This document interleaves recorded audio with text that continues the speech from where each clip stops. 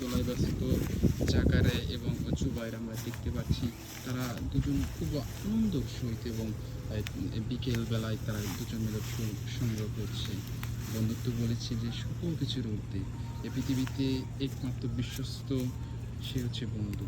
শৈশবে তাদের কোনো নেই ভাবনা, কোনো নেই চিন্তা, তারা দুজন মেতেছে ফুল তোলায় ব্যস্ত।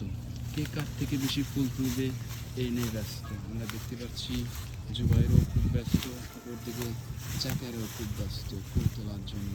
কে হবে ফার্স্ট এটি মনে হচ্ছে প্রতিযোগিতা, কিন্তু দুজনে একসাথে থাকেন, একসঙ্গে পথ চলাবেন বলা হয়, আমরা বলে থাকি বন্ধুত্বের জন্য বলা হয় সকল কিছুর ঊর্ধ্বে।